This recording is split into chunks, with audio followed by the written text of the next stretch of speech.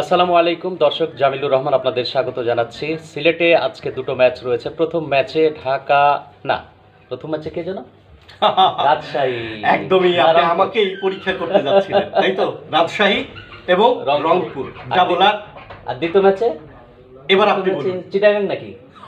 না না, চিটাগাংয়ের পাশে পাশে ওই যে সবাই সবসময় চায় না বিভাগ চাই বিভাগ চাই, নোয়াখালী। নোয়াখালী পয়েন্ট তালিকা নিচে তলানির দল। আর ঢাকা ইয়েস, দুটোই একদম নিচের দল। তাদের মধ্যে হচ্ছে খেলা। ইয়েস পলাশ, আপনি কোন দল আজকে? আজকে নিঃসন্দেহে আমি রংপুর রাইডার্স প্রথম ম্যাচে। আর এটা এটা যদিও এই জায়গা থেকে আসলে এই বিবৃতিটা দেওয়া অনেক কঠিন একটা ব্যাপার, তবে মনের কোণে একটা ছোট্ট জায়গা রয়েছে যেখানে আসলে রংপুরের জন্যই ওই জায়গাটা। ওকে, নো প্রবলেম। ওই যে রংপুরের কি যেন থিম সংটা, আপনি বলবেন এটা জাগোবাহে। এটা জাগোবাহে কণ্ঠে তোমরা, কণ্ঠে তোমরা বল শামসুল হকের একটা। Yes yes. তো যাই হোক পলাশ, আপনাকে ধন্যবাদ। প্রান্তর কি বলে? প্রান্তর কথা শুনি। হ্যালো প্রান্তর। হ্যালো প্রান্তর, এই যে প্রান্তর চলে আসছে। প্রান্তর কি বলে দেখি। প্রান্তর, হ্যাঁ, আজকে খেলাটা কেমন হবে মনে হচ্ছে? আজকে দুপুরের ম্যাচটা হচ্ছে একদমই টানটান উত্তেজনার খেলা হবে, থ্রিলিং ম্যাচ হবে নিঃসন্দেহে, বিকজ রাজশাহী আর হচ্ছে রংপুরের খেলা। দুটি দলই তাদের শেষ ম্যাচ, নিজেদের শেষ ম্যাচ হেরে এসছে, সো তাদের কাছে একটা বাড়তি তাড়না থাকবে নিশ্চিত অর্থে যে টেবিলের ওই যে 1-2-3-4 এবং স্পেশালি 1-2, কারণ 1-2-তে যারা থাকবে তারা জিতে ওই প্লে অফের যে কোয়ালিফায়ার আছে সেটা জিতে সরাসরি ফাইনালে চলে যেতে পারবে। আর নাম্বার 3-4 এর দলকে এলিমিনেটেড খেলতে হবে, একটাই চান্স, হারলেই বাদ।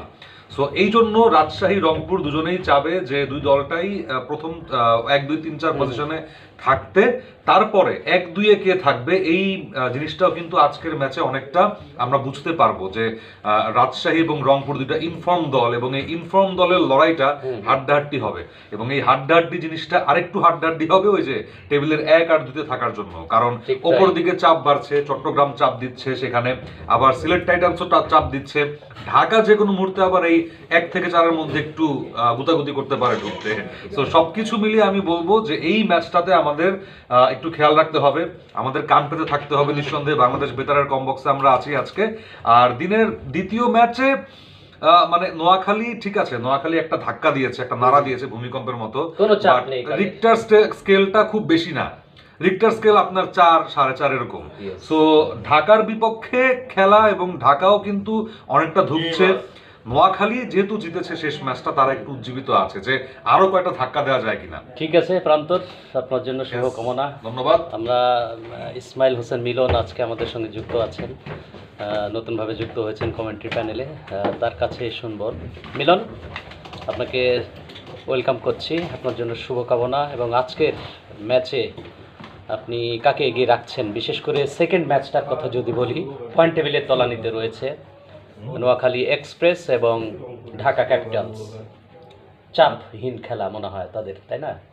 ধন্যবাদ শ্রদ্ধাভাজন জামিলুর রহমান আপনাকে, এবং শুভ সকাল যারা আমাদেরকে এই মুহূর্তে আসলে দেখছেন স্ক্রিনে। ঢাকা ক্যাপিটালস এবং নোয়াখালী এক্সপ্রেস পয়েন্ট তালিকার একদম তলানিতে রয়েছে।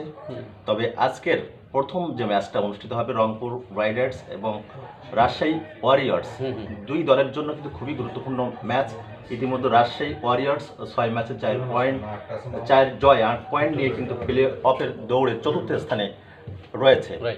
তবে রংপুর রাইডার্সের পক্ষে কি থাকবো, যেহেতু মোস্তাফিজ আছে, তাই না? ওকে, আপনার জন্য শুভকামনা। Thank you so much. দর্শক শুনলেন তো আমাদের কমেন্ট্রি প্যানেলের সবার কথা। আসলেই আজকের ম্যাচটা রাজশাহী রংপুরের জন্য খুব ইম্পর্টেন্ট। ঢাকা এবং নোয়াখালী এক্সপ্রেস তাদেরকে আমরা প্লে অফের রেস থেকে তো অনেকটাই দূরে সরিয়ে দিয়েছি তাদের পয়েন্টের কারণে। তাদের যে জয়রথ সেটা কিন্তু সেভাবে এই বিপিএলে তারা নিতে পারছে না। আশা করা যায় যে আজকের দুটো ম্যাচই প্রতিদ্বন্দ্বিতা হবে, তবে সবগুলো টিমই কিন্তু আমাদের দেশের টিম, বিভাগীয় শহরগুলোর নাম কোনোটা আবার।